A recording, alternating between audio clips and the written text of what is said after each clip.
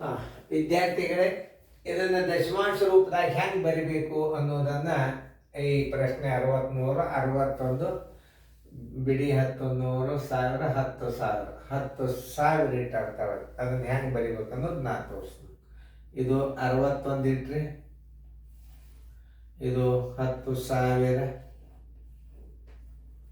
ಈಗ ಹೆಂಗೆ ಮಾಡ್ಬೇಕಂದ್ರೆ ಆ ಸೊನ್ನೆಗಳು ಎಷ್ಟವಲ್ಲ ಅಷ್ಟು ಸ್ಥಾನ ಎಣಿಸಿ ದಶಮಾಂಶದಾಗ ಕೊಟ್ಟು ಬಿಡೋದು. ಇಷ್ಟೇ, ಏನು ಭಾಳ ಬೇರೆ ಇಲ್ಲ ಇದು. ಇದನ್ನು ದಶಮಾಂಶ ಹೆಂಗೆ ಇಡಬೇಕು? ಈ 61 ಹಿಡೀರಿ, ಈ 61 ಇಡ್ರಿ. 1 2 3 4 1 2 3 4 ಬಿಂದು 0 ಇಷ್ಟೇ. ಇದು ಹೆಂಗೆ ಇಡೋದು ಅನ್ನೋ ದಶಮಾಂಶ ಅನ್ನೋದು ನೀವು ತಿಳ್ಕೊಬೇಕು ಅಷ್ಟೇ. 0.0061 ಉತ್ತರ ಸಂಖ್ಯೆ ಡಿ. ನೋಡು, ಇಂಥ ಸಣ್ಣ ಲೆಕ್ಕಗಳನ್ನು ಹಾಕಿರ್ತಾರ ಅವರು. ಅವಾಗ ಏನಾಗ್ತಾವ, ಇಂಥ ಲೆಕ್ಕಗಳನ್ನು ತಿಳಿಸಿಡೋದಕ್ಕಿಂತಲೂ ಆಗಾಡಿ ಹಿಂದೆ ಆತಲ್ಲ ಆ ಗಣಿತ ಹೆಂಗದ ನೋಡ್ರಿ. ಪ್ರತಿಯೊಂದು ಗಣಿತಗಳನ್ನು ಬಿಡಿಸೋದು.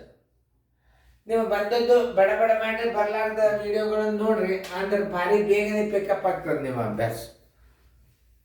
ಚೆನ್ನಾಗಿ ಬಿಡಿಸ್ಕೊಡ್ರಿ.